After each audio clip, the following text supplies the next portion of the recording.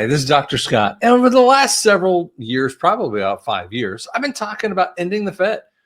And we've been talking over and over about this. And then we have people like Tucker and we have Elon, getting into the fray. And I'm going to show you this little video. And it's funny that the world is starting to catch up with the conversations that many of us have been having over and over again. Watch this one. American people had direct veto power against spending policies of the federal government, because in order for the federal government to borrow any money, it had to go to the people. There was no central bank it could go to. It had to sell bonds. If you didn't want to go to war, you didn't buy the bonds. If you didn't want this pork project that the government had in mind, you didn't buy the bonds. It was a very simple system, a Republican system whereby you had veto power, economic veto power. And it worked very well until 1913. That's how come government managed to stay small, because it didn't have an unlimited credit line to go on a shopping spree for 80 years and make you pay for it. So in 1913, there was this convenient new arrangement made. The Federal Reserve Act created an unlimited credit line for the federal United States government to borrow directly from the Federal Reserve Bank, and obligated the American people to pay it back, completely bypassing what was our veto power, and they no longer had to come to us directly to ask permission to fund something. They went directly to the bank. Fascinating, isn't it? Isn't it just so fascinating that we're hearing this kind of stuff all now with that? Watch this one.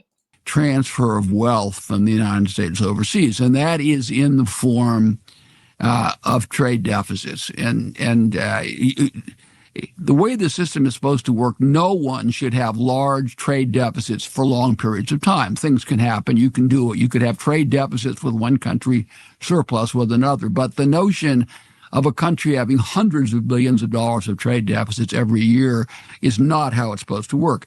We now are to the point where our trade deficits, they calculate them at about $700 or $800 billion.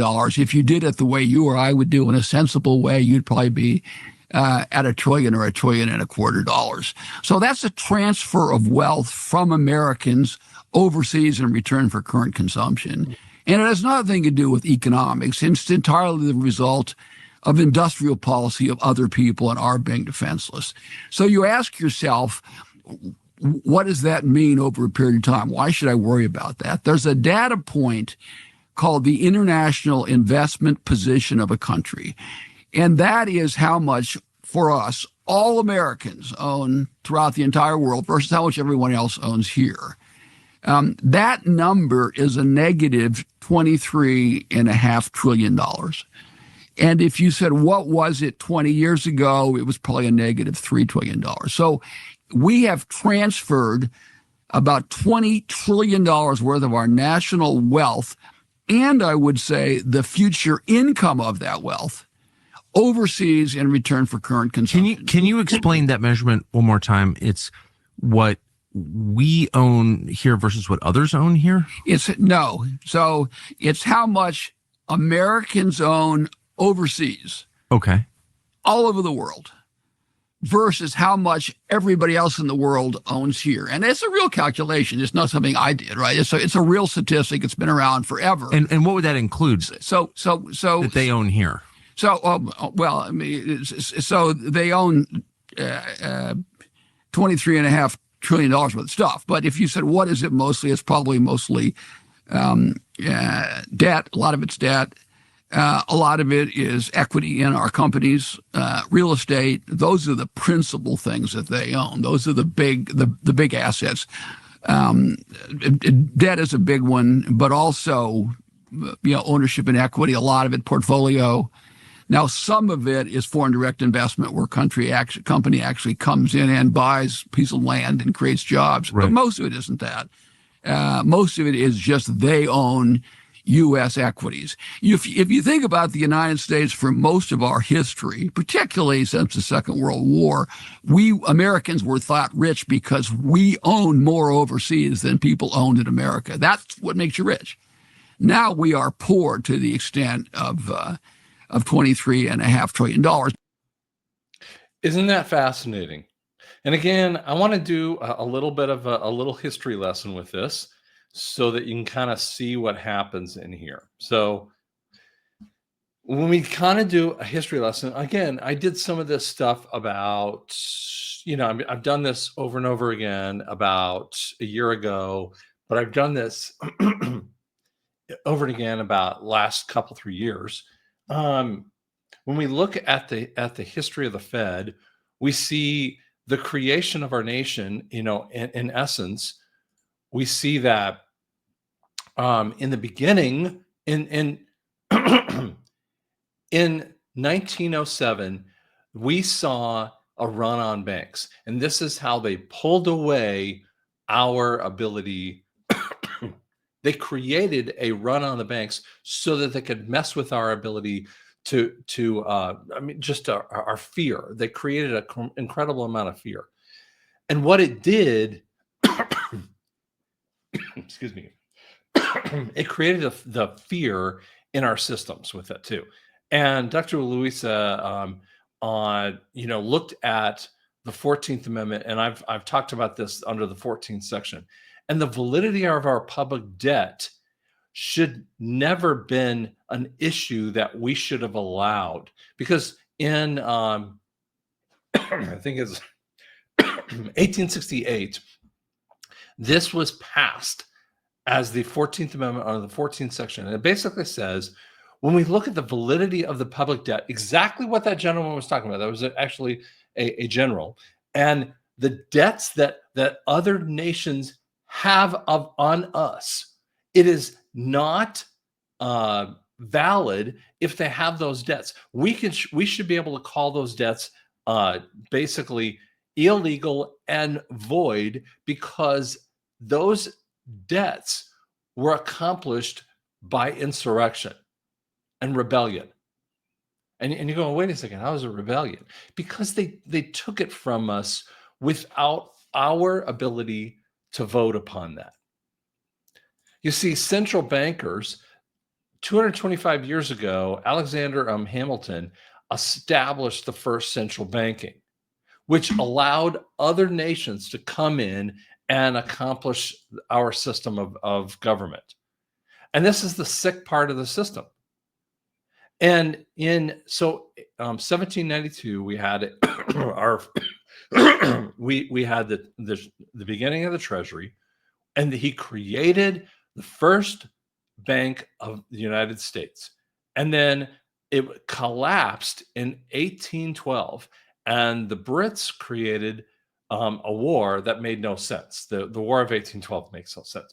Oh, what happened is the Brits came over and said, wait, you're defaulting on your loan.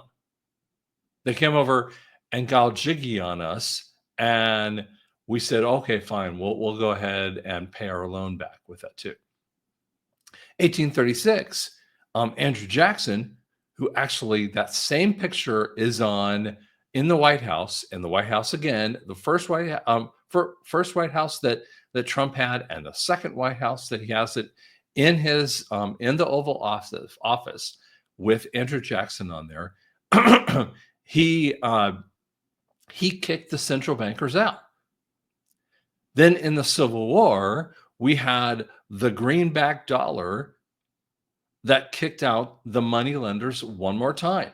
You see, we kept kicking out the central bankers with this too. And the death of Abe Lincoln after the war made zero sense unless you understand that the central bankers were in charge of that response. The 14th Amendment set out the penalties, and they set out the penalties of the future money lenders, but no one paid attention to it. Now, there was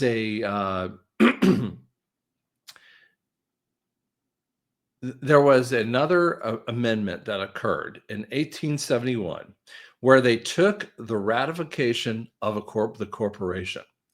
In 1871, they went through and they wrote up a new corporation, and they took the Constitution of the United States and they just changed the wording.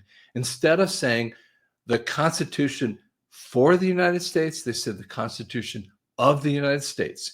And so they redirected all the naming and the funds to the corporation with that too. Okay, so we're going to kind of move forward here.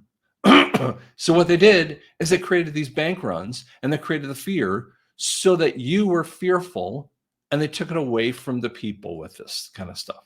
So these bank runs, all they do is that they created all kinds of issues of bankruptcy, and they broke the banking systems all over and over again. That led to shortages of cash, and then centralized after they did this kind of thing. So they had to do this. They had the idea of the central banking, that they had to accomplish the central banking systems.